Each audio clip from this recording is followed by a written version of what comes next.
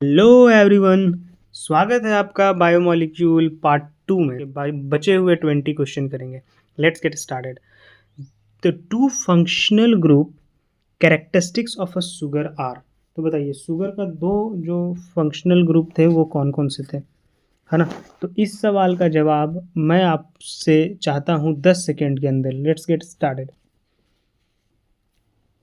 चलिए, तो carbonyl group जो है और हाइड्रोक्साइल ग्रुप जो है, ये दो ग्रुप जो होते हैं वो फंक्शनल ग्रुप होते हैं किसके? शुगर के, है ना। कार्बोनाइल और हाइड्रोक्साइल। तो क्या यहाँ पे आपको वो ऑप्शन दिख रहा है, हाइड्रोक्साइल और carbonyl? Option number D. Next, which of the following statement is correct with reference to enzyme. Enzyme के लिए कौन सा स्टेटमेंट जो है वो सही है? तो देखो, जब आप देखोगे कि आप होलो इंजाइम को जब आप देखोगे तो होलो इंजाइम क्या होता है, ये देखो। जैसे मान लो ये होलो इंजाइम है और इसमें जो है इस तरीके से ये देखो, इसको आप होलो इंजाइम बोलोगे। अब इस होलो इंजाइम में ये जो है ना, ये है आपका एपो इंजाइम। क्या है? Apo enzyme. और ये वाला जो पोर्शन है, इस वाले पोर्शन को आप बोलते हो को फैक्टर। क्या बोलते हो आप? Cofactor. तो apoenzyme plus cofactor मिल करके आपका बनता है होलो इंजाइम। तो option number D is correct. Next, which of the following are not a polymeric. कौन है जो पॉलीमेरिक नहीं है? तो आप जब बायोमोलिक्यूल का लाइन पढ़ोगे तो लिपिड जो है वो पॉलीमेरिक नहीं है। और इसे भी आप देखो ना, nucleic acid, nucleic acid nucleotide के मिलने से बनता है। प्रोटीन अमीनो एसिड के मिलने से बनता है। पॉलीसेकेराइड आपका ग्लूकोज के मिलने से बनता है ना। तो इस तरीके से आप देखोगे तो आपका करेक्ट आंसर क्या आ जाएगा? लिपिड, क्योंकि लिपिड जो है वो पॉलीमेरिक नहीं होता है। A fat molecule is made up of. Fat molecule किससे मिलके बनता है? तो हम बात करते हैं, ये देखो, CH2OH, CH2OH, CH2OH। ठीक है। अब यहाँ क्या होता है, यहाँ पे COOH और इस तरीके से एक टेल आता है। COOH और इस तरीके से टेल आता है और यहाँ से जो है वो पानी निकल जाता है। क्या निकल जाता है बताइए? पानी। अब पानी निकल जाता है तो बॉन्ड बनता है। तो 3 glycerol molecule and 1 fatty acid. गलत नहीं, एक ग्लिसरॉल मॉलिक्यूल। ये है एक ग्लिसरॉल मॉलिक्यूल और 3 fatty acid. 1 glycerol molecule and 3 fatty acid. The correct answer is 1 glycerol molecule and 3 fatty acid. Option number second. समझ गए आप लोग? एक ग्लिसरॉल मॉलिक्यूल है और 3 फैटी एसिड इस तरीके से आ रहे हैं। ये जो लंबा वाला पोर्शन है, ये वाले पोर्शन को हम लोग फैटी एसिड बोलते हैं। क्या बोलते हैं बताओ? Fatty acid. और ये वाला जो पोर्शन है वो ग्लिसरॉल है। ये एक ही पोर्शन है ना। समझ गए? Next, which of the following statement is wrong. कौन सा स्टेटमेंट जो है वो हमारा रॉन्ग है? Sucrose is disaccharide. Sucrose disaccharide है। यस। किस किस से मिलकर बनता है? ग्लूकोज से मिलकर बनता है। सेलुलोज इज पॉलीसेक्राइड, ये भी सही है। यूरेसिल इज पैरिमिडीन, ये भी सही बात है। Glycerol is a sulphur containing amino acid. Glycine नहीं।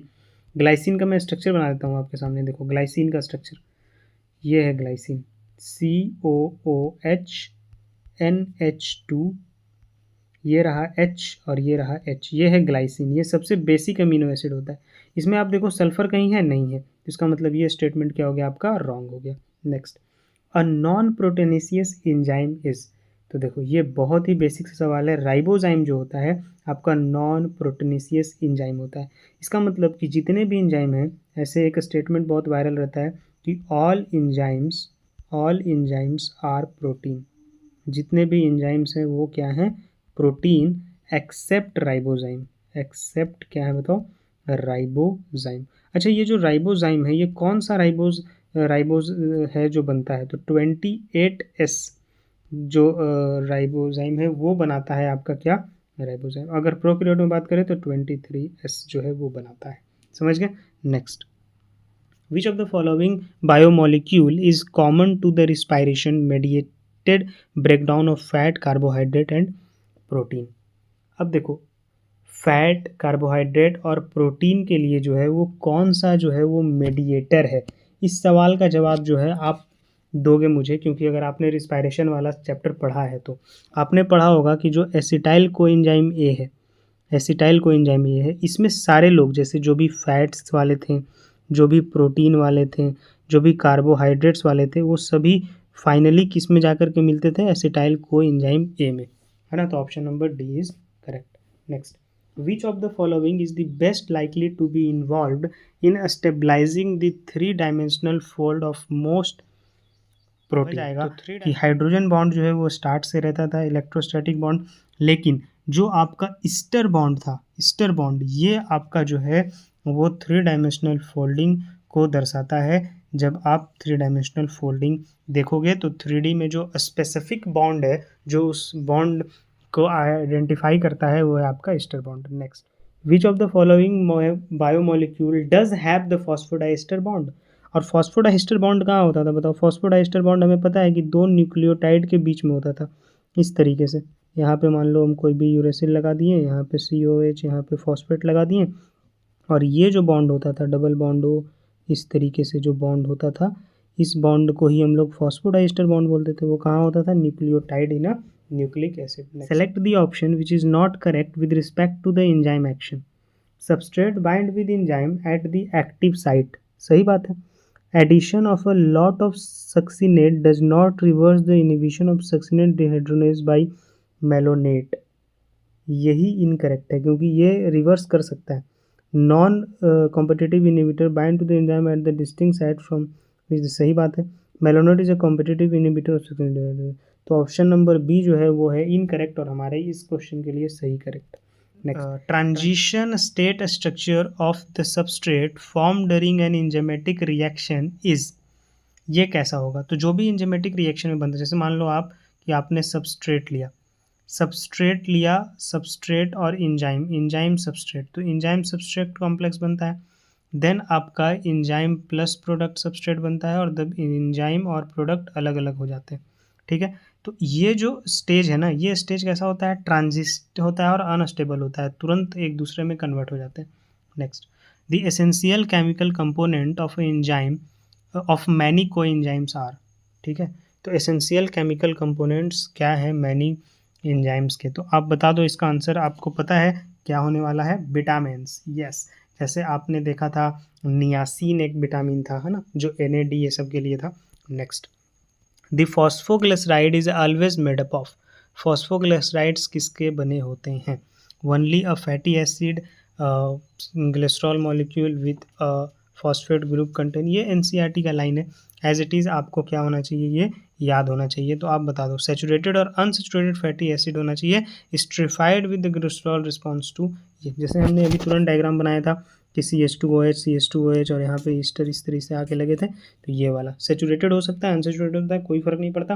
पाल्मेटिक एसिड हो सकता है, एल्केनोइड एसिड हो सकता है, लियोनिक एसिड हो सकता है, समझ गए आप, ओइक एसिड हो सकता है, लिनोलेनिक एसिड हो सकता है, all of that. Next, macromolecule chitin is a.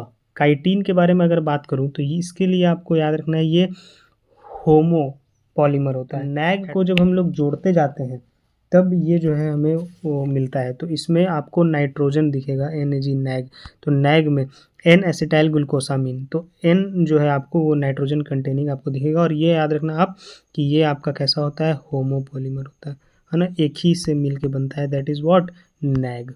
Next, given below the diagrammatic representation of one of the categories of a small molecular weight organic compounds in the living tissue, identify the category below and one blank component X in it। तो देखो diagram को देखो आप सबसे पहले इस structure को आप देखो, ये स्ट्रक्चर आपको किस चीज़ का दिख रहा है, ये आपको क्या, ये आपको, ये देखो आप, ये आपको शुगर दिख रही है कि नहीं, OH, क्या ये OH है, तो क्या ये राइबोज शुगर दिख रही है आपको, और CH2OH, यहाँ फॉस्फेट ऐड नहीं है, और यहाँ पे क्या ऐड होता था, नाइट्रोजनस बेस। तो अगर अब इस पूरे सीक्वेंस को देखा जाए तो ये न्यूक्लियोसाइड बना है। अगर यहाँ फॉस्फेस हो जाता तब वो न्यूक्लियोटाइड बनता, लेकिन अभी ये क्या है, न्यूक्लियोसाइड है। और यहाँ पे ये नाइट्रोजनस बेस है, अब यहाँ पे हम प्यूरिन और पिरामिडिन कुछ भी ऐड कर सकते हैं।